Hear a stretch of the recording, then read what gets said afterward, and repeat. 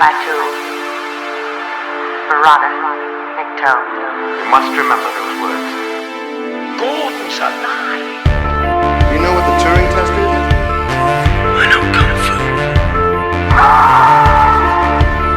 Dead or alive, you are coming with me.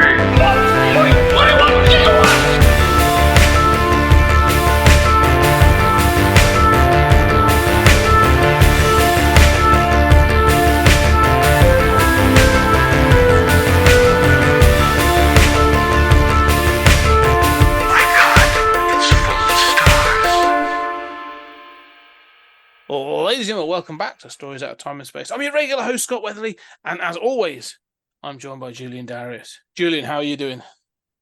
I'm doing fine, and I'm eager to discuss Arkangel, which apparently is an episode about a magic tablet that survives 10 years. Yeah, that's the most technologically advanced part of this. Another episode around something that gets injected into the neck. That's right. We've had the seed, we've had the grain, we've had all kinds of different bits and pieces. Now we've got the Arkangel device. So yes, this is the second episode of season 4 of Black Mirror as we work our way through it. And that's after nearly losing her daughter, a mother invests in a new technology that allows her to keep track of her. This is, as I say, is the Arkangel technology. It's a device. She gets a look again. Something injects into her. And it's a tablet. It's basically a sort of like a Find My that we already have on our, or we have now on our, on my iPhone and on my tablet. So, what were your thoughts? What are your initial thoughts then on Arkangel? I think this is a perfectly fine episode. Mm-hmm. We can complain about the technology, but it doesn't have a lot of plot holes in it. No, it's good. Not, it's just the sort of, but it ends up feeling sort of straight by the numbers. It, invites thoughts about, helicopter parenting and about sort of how technology has changed our concept of childhood and parenting, which I think is all interesting and worth discussing. But it's sort of, the episode sort of leaves me flat. I agree. What I would say is, and because I kind of agree, and I was curious about this one because there are parts of this episode that really hit home. Not that obviously I'm a parent. I've got a 10-year-old and stuff like that, and I was recently, whilst I was away actually. So whilst we were on holiday, we were staying in this hotel. We went with my wife's sister and her husbands and their kids and stuff, and we were having this conversation about parenting when you're on holiday. Like, what do you like? How much do you like? How much of a free, different ages and stuff. But you're on a complex. You're within a hotel. There's a pool. Like, how much can you let that sort of string go a little bit? Like, should you tie it in a bit more or let them more loose? That sort of thing. And we were talking about it mainly because there were some bratty, horrible kids on there. We were saying that they were a complete disgrace and just sort of an embarrassment to those parents. They probably weren't, but But it was an interesting conversation. This idea of, well, how do you keep track of them? Like, if you leave your kids at the pool, can you go back to your room and get stuff and come back? And there's other things, obviously, like whenever you're on holiday, that leads to, I don't know if you're aware of this, but the Madeleine McCann case, when the 6-year-old, or I think she might be younger than that, was abducted and has never been seen since in, I believe, sort of Portugal or maybe in Austria, I can't remember now. But so this idea of sort of like being able to track your kid and where they are and what they're doing. And so it made me, obviously, when watching this episode, there's a part of me going like, yeah, I can completely understand a desire for this technology completely, especially kids of a certain age, where especially that the border between a child and a sort of, a teen or whatever, where like, okay, I've got to let them go a little bit down to the park, off to the shops, up to their friends, that sort of thing. But they're not, they're getting ready to do that. So the tracking part, I was kind of like, I get that. Mm-hmm. They're here. Cool. All right, I know where they are. I'm fine with that. The seeing through their eyes part, I'm going to allow, because we've had this thing with like the technology before, and fine. So I'm not going to go on it. One little injection lets you, Right, and look, the optic nerve doesn't work that way. No. Right? It's not a video camera, but Yeah. I mean, this is a sci-fi trope again. Yeah, so I'm going to let it go because we've done this a number of times, and so is every other show. So I'm letting it go. But that's where again watching this, and it's like the technology takes steps. It's like tracking them. Cool. All right. I'm sort of like maybe on board a little bit with that. It's about what are those? They can get like an Apple. There's a tracker you can get. You can put the coat or whatever. There's things you can do. Not saying you do it, but whatever. I just injected my kids with those dog microchips. Get them chipped. You literally do it with your dog. Like our dog has been chipped. So yeah. The other one that's then seeing through the eyes is this other thing, and I'm like, again, I'm a bit like, yeah, I can understand this uncomfortableness, but this third layer then of it having an ability to smudge out and pixelate things and sound as well. I mean, we're going back to this is obviously a similar thing to the White Christmas episode where you can be switched off from people, but it'll smudge out and sort of turn the sound off for things that cause them distress. Right, measured by cortisol levels. So yeah. And there's also the sort of like iron deficiency that's So there's that stuff is like Apple Health Watch or something, right? That's all good, fine, yeah. Okay. But that's what right. So it gets into the filter, right? Yeah, exactly. It's that thing of when you sort of like it's that, and I could see it's a bit that sort of like I've talked about this before, but like that the morality line of technology where you sort of like it creeps up, doesn't it? Because you're like, tracking them sort of makes sense. The biology stuff where you go, that's such a good thing. Like you say, I'd have it right. Inject that to me so I can know that I've got, I'm about to get type 2 diabetes, or like I need to know these things. But like you should have, and if anything, like you've said before, like I am reluctant to go to the doctors because I think the majority of doctors are too busy and won't give you a full diagnosis anyway. But if you can give me technology that will give me up to date readings of my biology, then brilliant. I'm all on board with that. And then you say the seeing through the eyes, and that's when you can sort of start to justify it, don't you? Because you go, well, I've got this, but okay, well, I wouldn't use it, but then you will. But that, like I say, that last bit is really where I was like, for a number of reasons, and it's this episode, although it leaves me flat emotionally, I think the relationship between the mum and the daughter as she grows, and there's some great scenes again. Like there's some really great shots and great scenes in this. That relationship never sort of works for me well enough for the payoff at the end to really sort of hit home. But the technology was what really sort of bothered me. Or it was fascinating to me, this idea. Because the point I wanted to get to after all that rambling was about this desire to prevent children from seeing anything that would cause them distress.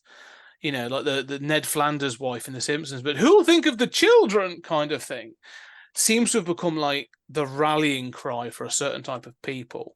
Where kids should be protected from everything, and I don't agree with that in the slightest. And it was just interesting to see how people would latch onto this. So you're in the camp, I think I probably am too, of Russ, the grandfather, who before he dies, as they fast forward through their life together, says, in our day, we open the door and let the kids run out. Be back when it's sunset, and then to an extent, well, No, I think I'm with you, and I mean, but I think I was joking earlier. Everyone, I'm not a father. I haven't microchipped my kids, but I would. I'm pro microchipping everybody, but this. You're a father. I know you're going to have different feelings about this. Doesn't mean I don't have a parental relationship with people, but I think that it's fascinating the way these concepts have changed. And you mentioned about sort of religion. The first thing that occurs to me is this is going to be used to replace pornography, replace, anyone talking about secular values with, an image of Jesus going read your Bible, You know, you can easily see this misused, and I think that's basically what the Southern United States has turned into, right? With taking books out of libraries that acknowledge the existence of gay people and things like this. So there's this sort of like overprotection going on, and that technology is being used. We have these parental controls and whatnot. At the same time, what I don't understand and what I find so absurd about this in real life is that all of these kids have watched hardcore pornography by the time that they're 6. Okay? They all have the internet. They all have cell phones. And if they don't, they go to school with somebody who does. And they're watching, like Two Girls, One Cup on their Apple Watch. Okay? This is the world that we live in. And if they haven't done that by 6, they've done it by 10. I mean, especially if they've got an older sibling or something, I mean, so we live in this world in which, they've probably watched ISIS beheading videos. But God, I'm serious. I'm not joking. But God forbid they read Mark Twain, or they read the account of a trans person. We're so oddly protective, and at the same time, it's like you can't say fuck in the classroom. God forbid you say fuck as a teacher, in a public school. God forbid, you mention, I have a friend who got in trouble, because she taught a book that mentioned sex, just as part of a young adult novel that she gave her students. She was investigated and basically went through a prosecution because of that. But all these kids have watched ISIS beheading videos and Two Girls, One Cup.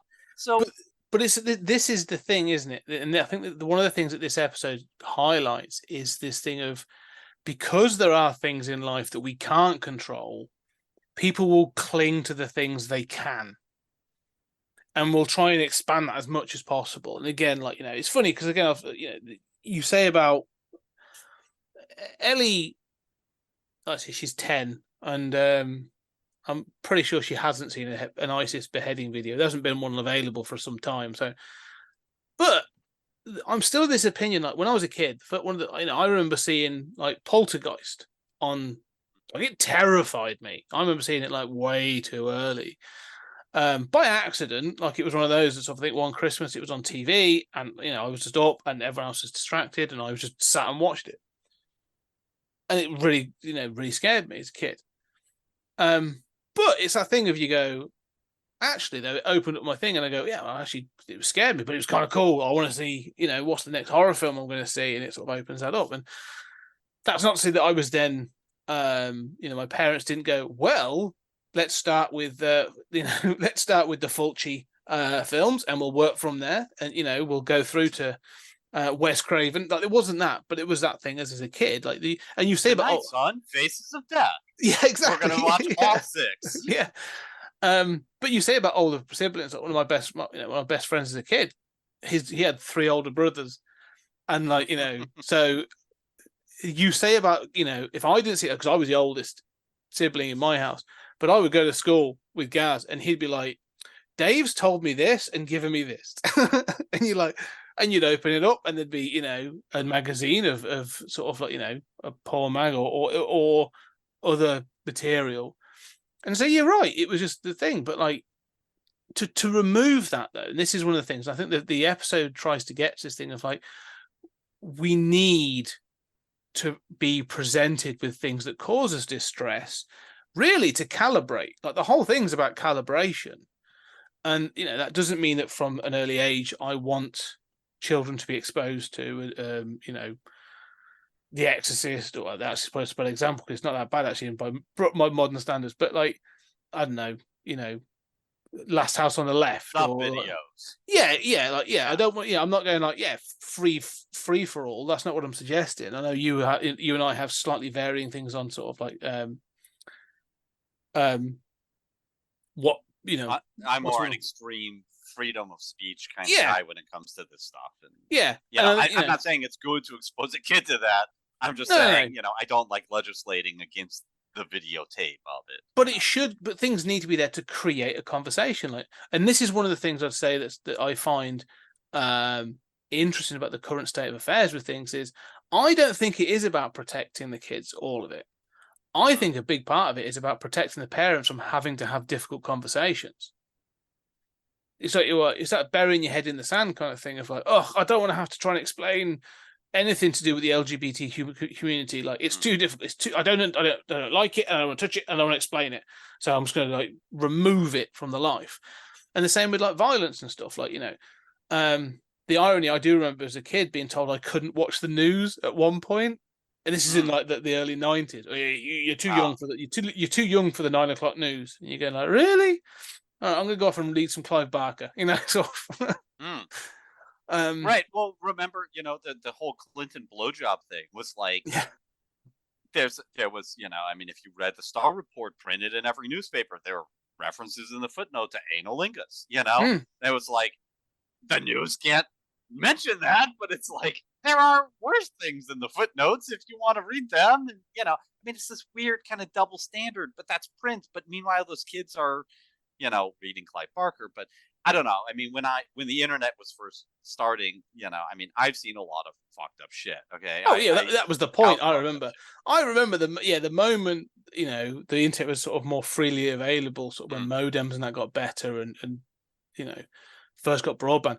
The irony was that when I was at school, so this is sort of into the late 90s, we first sort of got the internet.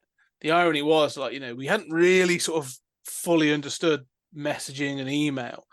We would still bring in like bits of paper with like websites that we'd found written on, and then you'd hand them to people. It'd be like, gotta go see this, go see that. Yeah. So that was what it was for. Like, that was the idea. It was to see that crazy stuff. But I've seen tons of videos of cars running people over, people falling out of buildings. I mean, it's on TikTok now. Bodies being ripped apart, animals ripping other people. I mean, and other animals apart. I mean, real life shootings, school shootings. I mean, this is one thing we've talked about is that I fervently believe, like, if the footage of the school shooting with kids' legs being blown out by, leaving a 8-inch diameter wound on the back of their body from an AK round, if that were broadcast, I'm pretty sure we'd have gun legislation a lot faster in my country. No, I think all Republicans should be made to sit through something like that. But I'll get off my soapbox. No, you're right though, because I think but this comes back to this point about calibration. I mean, I think, and the episode gets to that. Like, she can't see anything, so when she finally does get to see anything, it's that thing of, oh my god, like that's what. Then she ends up drawing it because she's got to sort of work it through her system. And again, it's that reaction, isn't it? Of like, oh my god, she's drawing something disgusting, or she's drawing, she draws a body with blood coming out of it at one point. As a young girl, when the character is young. And the parent sort of, reacts poorly, and she's like, oh my god, she's weird. This is me. I've broken her. And again, but even the psychologist is like, no, she's just working through stuff. Like, she's been given new information, and she's having to work through it. And that's the sort of the point, isn't it? Like, this thing of like, this is what I'm saying about the calibration. I'm not saying sort of, you give them everything, but even as a kid. Again, sort of as I grew up, like, I tried to jump straight into Stephen King. I was very precocious. I picked up like It and Pet Sematary. I'm like, they're the biggest ones, and I was not ready for that. Like, I couldn't do it. But then I was sort of like directed to what was, I think they were called, they were called point horror. So they were sort of like, right, you're too old for Goosebumps, but you're too young for Stephen King. So here's point horror. And they were great. Like, there was a series there, and I was like, cool. Like, this is the thing. But like, it's that thing. It's a transition. Like, no one was saying you can't have any horror until you're 18 or 21. There was like, oh no, we've got like a transitional piece here. Like, and even Goosebumps, as I'm talking, like, or there are other sort of similar things where like, I'm using horror as an example, but like, we go, we want to give you scares, but you have like a safe scare as a kid. We're going to introduce you to like Slappy the ventriloquist dummy, and then we're going to introduce you to something else, and then we're going to introduce you to Pennywise, and so on and so forth. Like, you work your way up to Chucky.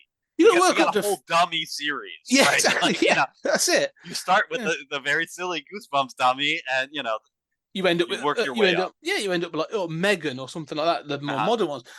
But that's the point. Like, it's about that calibration as you go through those things, and life is the same. Like, you need to see the distressing things, because I think I'm using that as a silly example, but like the moment when there's a scene in this that I thought was fantastic. Is one of the scenes that did hit me was when the grandfather. So it's a mum. You don't really know much about the father. He's absent. This young girl and the mum's father, and so as a grandfather figure, he's looking after the girl. They're painting just in his studio, and he has a stroke, and she can't hear him go and call 911. I'm having a stroke, because this thing is blurring it all out. And so she's just stood there looking, going, like, I have no idea what this is. Like, I'm not going to process this. I don't know what it is. And so the mum luckily is able to sort of, she sees it and is able to act. But then the lesson is not learned there, when, like, well, if she'd seen it, she could have reacted, and called 911 or something. Like, that's what you tell kids, like 999 over here. But then as you go further, because when it comes to when the grandfather dies, shortly after, as you go through the life, you go to the graveside, and the little girl's just picking up leaves and doing shit, and the mum is mourning, and she's crying at the graveside, and she looks over, and the faces of the grieving face is all blanked out, and you're like, this is causing emotional stunting. Like, you've got to deal with these things, Yeah, I you don't need to see your parents struggle. Yeah. Right? You don't need to see them psychotic. You don't need to see them angry and drunk and hitting you and, all that shit, right? But death is a part of life, right? So pain is a part of life. Right. And that's sort of the point I think this part makes really well, is this idea that, like, okay, this whole first part of the episode works really well as that thing of, like, we've got to give kids enough rein to be calibrated. To noisy dogs, to grief, to dangerous situations, like, and I it's funny, like, I've had this conversation with Ellie a few times, like, she's watched films, there's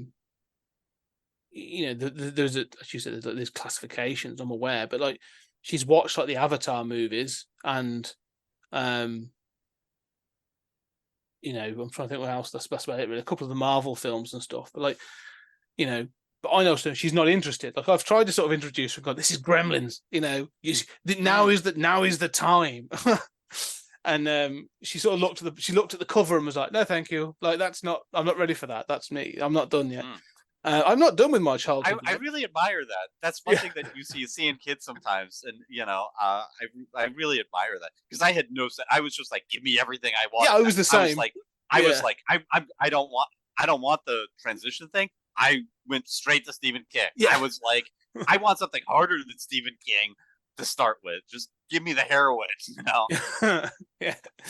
Yeah, that's it. I think, no, she's got sort of, like, but this is that thing about calibration. Like, she knows, she has seen some things that have scared her in the past, and she knows that, like, she's very much sort of aware. Weirdly, I don't know, because obviously she has this weird thing of, like, she's like, no, I know that's going to upset me, and I like to go to sleep. I don't want to be, I don't want to be kept awake, or I don't want to panic, or I don't want to be worried. So I'm not going to watch or see that thing. But that's very mature for her to be able to say that, and it's very good of you to have created an environment in which she feels comfortable saying that, and can express herself, and can recognize her own limits. Like, that's really amazing. Well, but this is the thing. I think, it's I wouldn't say it's perfect, because there are times when sort of, like, kids will go too far. But a really good example is, Ellie does horse riding. She has these horse riding lessons, and not long ago we saw a girl thrown from a horse, like, proper, like, the horse, something spooked the horse, something upset it, threw this girl. She flew like a good 4 or 5 feet. Like, I was like, what do I do? Like, bloody hell, that's, she's flown, and she hit the floor with an audible thud. And the instructor was there very quickly, and this girl's dad sort of jumped the fence and was running in. And I was looking at Ellie, and Ellie's watching, and I'm thinking, like, this is it. Like, she's done. She's seen this, and she's going to go, I don't want that, and I'm done. But this girl that got thrown, bless her, like took 5 minutes, stood up, dusted herself off, and got back. Like she was a fucking living metaphor.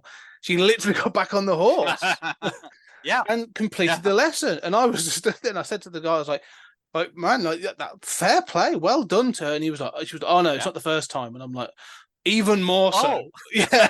I'm like, even well, then more there's so. a whole other conversation. Yeah, like, you know, and she was a bit old. I think she must have been like 11, 12 at the time. But and Ellie came back and Ellie was just really impressed. She was like, I'd have gone home crying.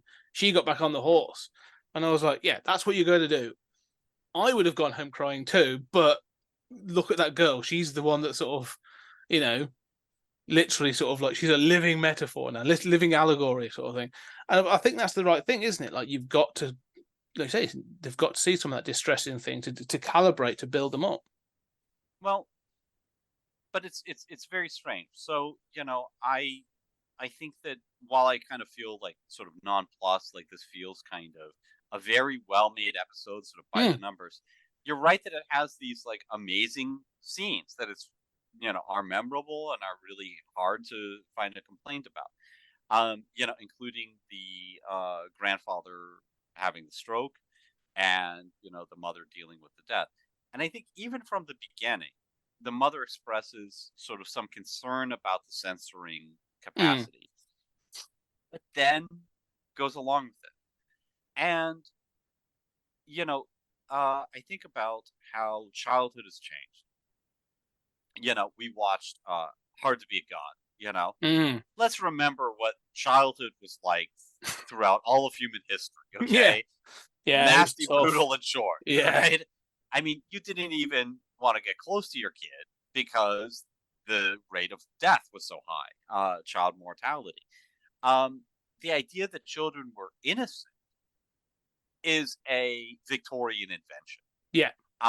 That is not a concept that anybody had. They were like, you know, it was like a puppy. Like, you know, yeah, a puppy is cute, but a puppy's going to see death, and a puppy, you know, you're not going to protect a puppy from, like, you know, falling downstairs or something.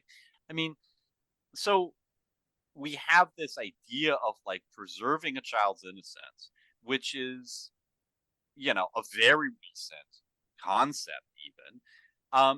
But also I tend to think of it as something that can only exist within a capital surplus, right? You have to have a lot. You were talking, you know, like you're fond of the hierarchy of needs, right? Yeah. You have to have your needs basically met before you can start thinking about, like, let's think about my child's innocence. Yeah. Children, I mean, even, you know, during like the 1800s, children would live in a one-room house with their parents, and they'd watch their parents fornicating. That was normal. That was not considered, you know, abusive at all. The kids got married at 12. Now, you know, so there are things that we all just take for granted today. I mean, even just that you don't let, you know, a 5-year-old into an R-rated movie, right? I mean, there are things that we all take for granted today, including the concept of childhood innocence, that really are incredibly odd historically. And it strikes me that when you have this capitalist surplus and you have affluence, it is really hard not to make those decisions to protect your child. Yeah. And so if this technology exists, I sort of see that playing out in this episode, that the mother sort of knows this is bad. Right from the start, she has a bad vibe about censoring her child's experience. But then you think about it, you know, and, you know, with the dog and whatever else, and it's hard not to see your kid distressed and not want to protect your kid. Yeah. You know? And so it's almost like every new technology to prolong childhood innocence, to protect your kid, is probably going to sell okay. And it's really hard as a parent, even if you know this is abstractly bad, not to take those steps, right? No, I agree. But this comes to that there are the consequences of that, and I think, you know, she sees the thing. And one of the interesting one of the most interesting parts of this episode, actually, as just a piece of dialogue, almost every other episode is that the technology that we are talking about is like ubiquitous within society. Like it's included, it's there, it's being used. I think this may be one of the only episodes where she goes to the psychologist and the guy's like, yeah, well, this was banned in Europe and it's been taken off the market here because it's been recognized that this is actually detrimental. But the episode itself actually says, like, no, we understand that there is no wide market for this because it is so detrimental. And I thought that was kind of interesting that it took that line, that she is actually the outlier still using this technology. And it's usually the other way around, isn't it? Like, oh, it's fine for everybody else, but there's this one story where it's gone bad. Yeah, very good point. And so I like that. So that's when she puts it away, and she's like, okay. And then the kid grows up, and that's what I thought was interesting. Is you have this midsection of the episode where, again, a fantastic transition. Like she sat on the swing, and I like the fact that she swings and swings, and then she sort of you see the new, more aged child and this other thing, like it goes through their childhood. And she's removed the thing. She's put the tablet away. It's turned off, and she's gonna have a period of life where there will be no, direct Arkangel supervision. And she sort of gets used to it. She gets used to the fact she gets used to the dog. She befriends the dog, and she'll feed it and this other stuff. Like it shows that she's able to calibrate even from childhood. But she has this weakness for this one lad that sort of like this guy that sort of like she, was there, that was like the one lad when she was a kid that like, look at boobs, look at death, like the weird kid at school. But like, such a British expression. She's got a weakness for this one lad. It's charming. Well, can I just say there are a couple really great scenes here along that line that you're talking about. And one is what really prompts the taking away and turning off Arkangel is Sarah, the child at 9 or so, seeing the blurring of blood in her own drawing, which is super creepy, right? And then sharpening the pencil and cutting herself. Oh yeah. Which, I mean, again, just like to see your own body being blurred is like so traumatic in itself, right? Like, and this is a super creepy, again, one thing Black Mirror does pretty well is the implication of technology. And then kind of true to my points earlier, like as soon as she goes to school unsupervised, like that very day, Trick, the lad she's got a weakness for, it's just like, well, I'm going to introduce you to pornography and gore videos. It's quite funny. Well, that's the thing, because he learns it's been turned off. She says, oh, it's been turned off. It's not there. And his instant reaction is like, really? Let me show you this. And so she sat at like a table with a laptop in front of her, and she's like, oh my God. Like, and that's true. The thing is that all of it feels authentic. Like you said, that's exactly what happened. Because there would be those kids that would be like, really, you can see this now. All right, let's see what you can take, and start sort of like, showing stuff. But that forms that bond. And this is what I think is interesting, is like that bond between Trick and this girl is forged in that moment of like, he is the one that has sort of like, there was a phrase I heard used really, that sort of the tighter the spring is coiled, the bigger the release, sort of like, if you really try and suppress a kid, and that when they get to go off to college or they get to do their own thing or something, they're going to go wild because it's the first experience they've had, that 0 to 60 kind of thing, 0 to 100. That's what this is. Like, he's there to sort of like, as a guide, like he's an Obi-Wan, if you will, to take her through this moment of like, yeah, this is how fucked up the world actually is. And I like the fact that becomes like, it's not a passing moment, that's a milestone in her life that carries forward.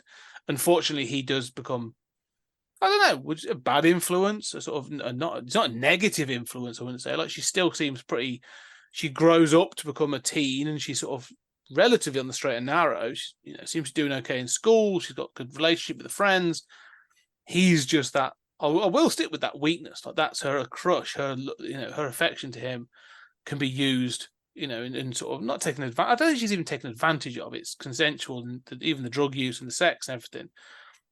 But like, it's that bond between them. Yeah. So I mean, you're right.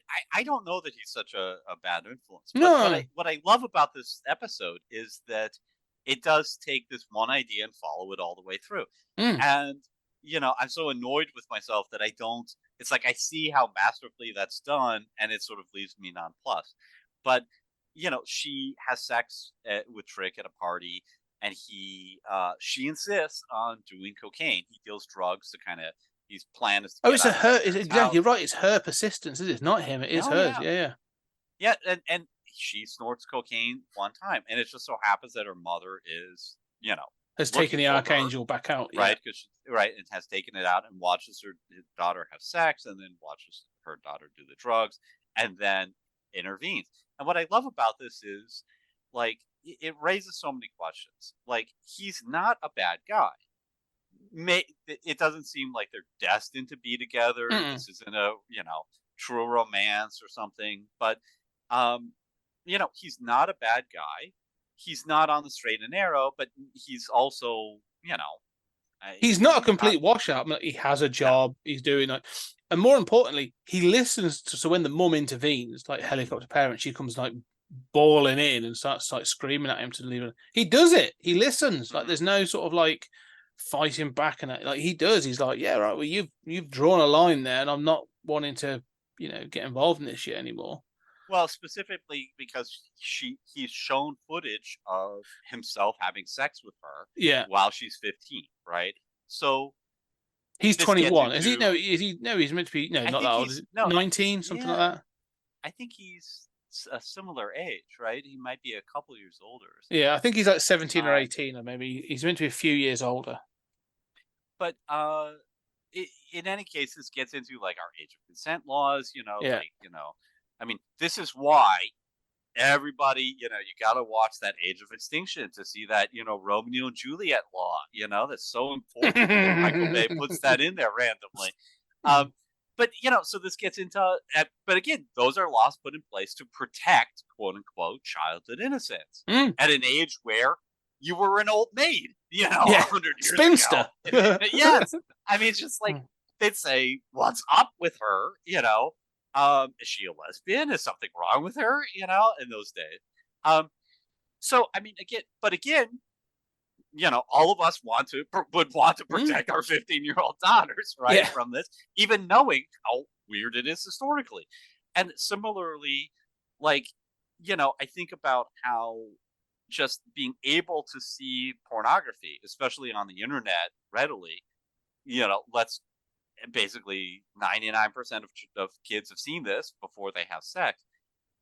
Has changed our concept of sex. You imagine like in the Middle Ages and like How to Be a God, right? Yeah. When somebody has sex for the first time, they probably have a pretty genuine reaction. Maybe they've got the Catholic Church in their head going like you're supposed to, or the Queen saying lie back and think of England, right? But you've got these dumb ideas, but the actual physical details of sex or of intercourse and what it feels like are or how it works are entirely new. And you could just imagine this is some awkward sex to the max, right? Well, if your first time is awkward beforehand, imagine if you've never seen it before. I guess except for you're in the room, your parents having sex. I mean, that's normal. So I don't know. I mean, what I would say is that, but that's almost sort of addressed in this episode because when they do start having sex, like she starts making these exaggerated moanings and noises, and he says like, "You don't have to do that, like just because it's in the videos and stuff." Yeah, so I thought that was kind of like a very little nugget where even he says like, that's clearly her only experience is having watched pornography. But it all comes out because obviously she, he does stop talking to. She intervenes, and obviously, Trick stops talking to the daughter, and she as a teenager, this is catastrophic. Like this is, to young love. And she comes. Do you blame the mom for interceding? Because this is what I mean by like the ratcheting up of like. This was a really tough moment for me, and it's one where I'd be like, I'm glad I have Alex to bounce ideas off, because there would be a part of me that would be like, out the door in the same way. That would be like, you back off, or I'm gonna rip your head off. This guy had sex with my daughter, gave her cocaine. Yeah. How do you not intervene? Yeah, right? Exactly. Like but again, it's that thing of like that should then result, and it doesn't result in a conversation because she doesn't want to admit she's seen it through the Arkangel. But it should result in a conversation that says, I know you've done this. It's not a good way to be going. Can you be more careful? It should, but she can't have that because then it's obviously there's acknowledgement of guilt. Mm-hmm. So I like that there's that there's she wants to intervene, but it's like, but the thing is, this is that thing of like everything the mother has done to protect has always had these odd consequences. Like she's doing the right thing. She's doing what she sees as the right thing. But by leaving her daughter, like she's not working with her daughter, like she's acting almost as like a barrier throughout. That the daughter's not being communicated with is what ends up resulting in the problems because it's, she's almost like separate. The mother's almost separate from the daughter doing these things. Which results in some other great shots, actually, some other good pieces at the end. And she brings out she has it, she hides it, but the daughter finds it, runs through it, the technology again looking very much like the Grain, and sees that her mother had seen her having sex and taking drugs before. Let's not forget the mother sees that the daughter's pregnant and puts the emergency contraceptive into the. She doesn't see she's pregnant. She suspects that the thing says she has an increase of something. It doesn't actually say she's pregnant. Okay. So she basically makes a judgment call because the biology says she has an increase of something. It doesn't say she's pregnant. And yes, you're right. That's what clearly she gives. She slips her a contraceptive pill, doesn't she? Which like an abortion pill correctly says is an abortion pill. Instead, it's not actually, and of course we're now living in the Handmaid's Tale over here. So this is kind of important. Yeah. But right. So the possibility that so that's what ultimately tips Sarah, the daughter, off, right? Yes. And then she goes home, she finds the tablet, the Arkangel tablet, goes through, sees the past photos or videos or whatever, the eye thing, and then leaves it, which then leads to a great shot of the mother looking at the tablet, and on the tablet is the back of her head, or like her from behind. And she turns to sort of see that Sarah stood in the doorway. And again, it's a great shot. It's a really nice, this is that thing of sort of, you've been found out. You are now the thing that you are seeing yourself really in this sort of thing. I thought that was kind of cool. This reaction, though, this is something I wanted to ask about. So they have a bit of an argument, and it results in Sarah losing her mind and basically pummeling her mum with the tablet. But it's the filters are on, so it's blurring out as she's. The tablet is damaged, and cracked and stuff, and the stress filter is like reactivated, and it's rather brilliant. That you're seeing the mother's face being blurred out as she's being beaten and bloodied by her own daughter.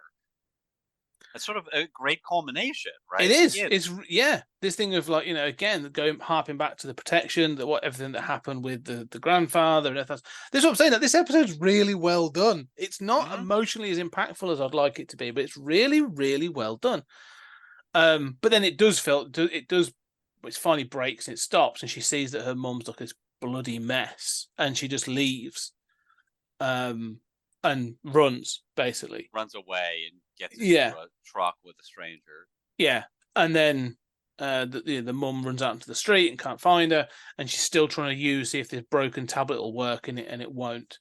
And that's it. And you're sort of left with this note of like, being too protective can do just as much damage as being negligent. Really, it's that thing of finding a balance, really, and everything. But you should feel something, and I think this is what's interesting. I can imagine teenagers watching this episode and feeling something, and parents watching this and thinking something else and feeling something else, and being torn between it. And I just think this is a very well done episode. You're right, that emotional impact at the end though should feel, the bit where she attacks her mum should be a real gut punch. It should really be like, oh my god, like we thought we'd be on this.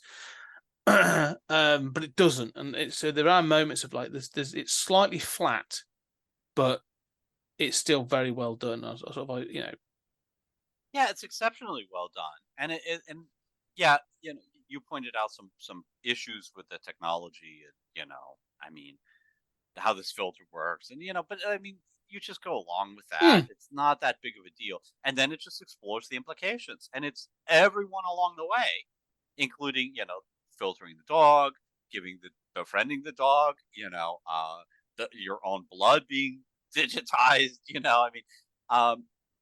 why the mom would put this away and why the mom would bring it out, of course, in their daughter's teenage years, Yep. right?